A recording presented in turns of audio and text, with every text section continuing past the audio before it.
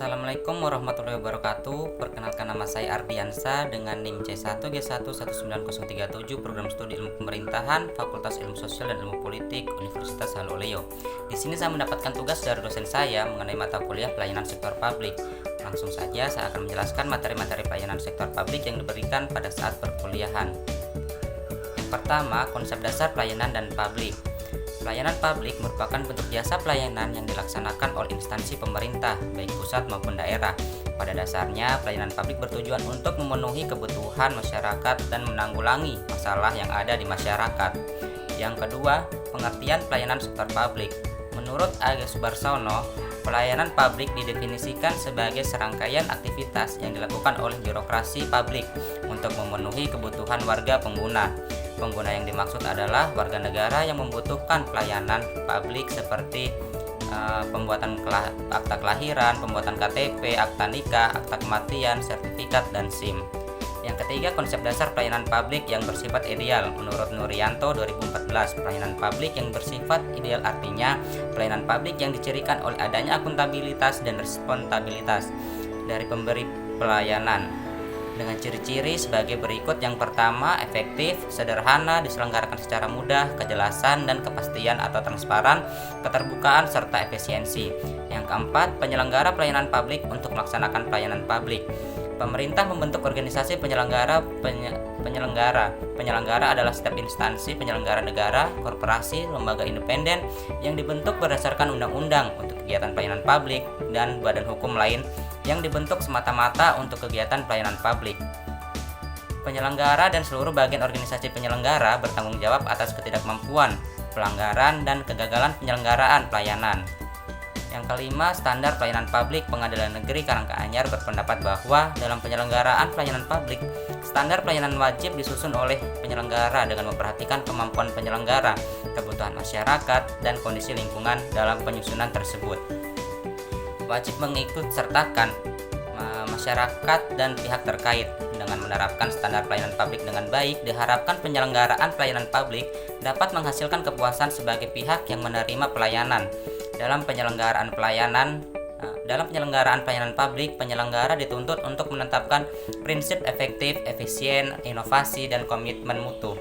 Karena orientasi dari pelayanan publik adalah kepuasan masyarakat mendapatkan pelayanan sesuai dengan apa yang diharapkan atau bahkan melebihi harapan masyarakat. Yang keenam, perbedaan pelayanan sektor publik dan swasta. Yang pertama, sektor swasta lebih berfokus pada individu dalam pasar. Organisasi di sektor swasta untuk dapat memenuhi kepuasan tiap-tiap individu pelanggan. Sedangkan sektor publik tidak mendasar pada pilihan individual dalam pasar, akan tetapi pilihan kolektif dalam pemerintahan. Organisasi sektor publik mendasarkan pada tuntutan masyarakat yang sifatnya kolektif. Yang kedua, karakteristik sektor swasta adalah dipengaruhi hukum, permintaan dan penawaran, supply and demand. Permintaan dan penawaran tersebut akan berdampak pada harga suatu produk, barang atau jasa. Sektor swasta bergerak berdasarkan mekanisme pasar, tergantung dari permintaan dan penawaran maupun keinginan dari para pemegang modal. Sedangkan sektor publik adalah karena kebutuhan sumber daya. Dalam hal penyediaan produk barang atau jasa, pelayanan publik tersebut sektor publik tidak bisa sepenuhnya menggunakan prinsip mekanisme pasar.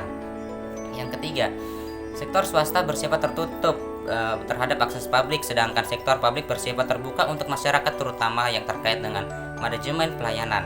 Yang keempat, tujuan manajemen sektor swasta adalah untuk mencari kepuasan pelanggan, sedangkan sektor publik bertujuan untuk menciptakan keadilan dan kesejahteraan sosial. Yang kelima, organisasi sektor swasta memiliki konsepsi bahwa pelanggan adalah raja, pelanggan merupakan penguasa tertinggi, sedangkan sektor publik kekuasaan tertinggi adalah masyarakat. Dalam hal ini tertentu masyarakat merupakan pelanggan, akan tetapi dalam keadaan tertentu juga masyarakat bukan menjadi pelanggan. Yang keenam, persaingan dalam sektor swasta merupakan instrumen pasar, sedangkan sektor publik yang merupakan instrumen pemerintahan adalah tindakan kolektif. Yang ketujuh, permasalahan dalam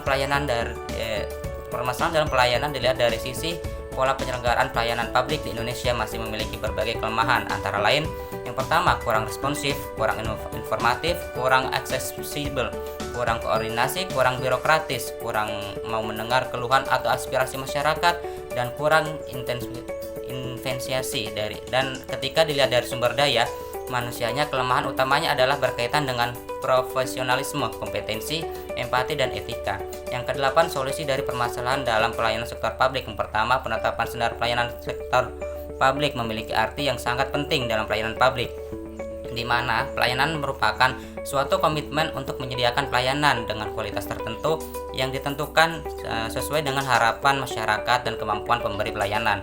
Yang kedua, pengembangan standar operating procedure (SOP) adalah panduan yang berkaitan dengan prosedur yang harus dijalankan, bertujuan untuk memastikan bahwa proses pelayanan dapat berjalan secara konsisten. Dan yang ketiga, mengembangkan survei kepuasan pelanggan. Untuk menjaga kepuasan masyarakat, maka perlu dikembangkan suatu mekanisme penilaian yang kepuasan masyarakat atas pelayanan yang telah diberikan oleh penyelenggara pelayanan publik. Keempat, pengembangan sistem pengelolaan pengaduan. Pengaduan masyarakat merupakan suatu sumber informasi bagi upaya-upaya pihak penyelenggara pelayanan untuk secara konsisten menjaga agar pelayanan yang dihasilkan sesuai dengan standar yang telah ditetapkan. Peranan Ombudsman dalam pelayanan publik. Kewenangan Ombudsman dalam sistem negara hukum Republik Indonesia sebagaimana dapat disimpulkan dari Undang-Undang Nomor 37 Tahun 2008 dan Undang-Undang Nomor 25 Tahun 2009 adalah fungsi pengawasan pelayanan publik yang ditinjau dari klasifikasinya dalam sistem pengawasan, termasuk dalam klasifikasi pengawasan preventif dan persif yang bersifat eksternal, guna mendorong terwujudnya pemerintah yang bersih dan berwibawa. Pelaksanaan kewenangan Ombudsman tersebut harus diletakkan di atas landasan negara hukum yang demokratis. Hal ini dimaksudkan agar pelaksanaan tugas dan fungsi tersebut dapat berjalan secara efektif menuju terwujudnya tujuan penyelenggaraan negara. Setelah tadi penjelasan dari saya mengenai materi mata kuliah pelayanan sektor publik, kurang dan lebihnya mohon dimaafkan. Wabillahi taufiq wal hidayah. Wassalamualaikum warahmatullahi wabarakatuh.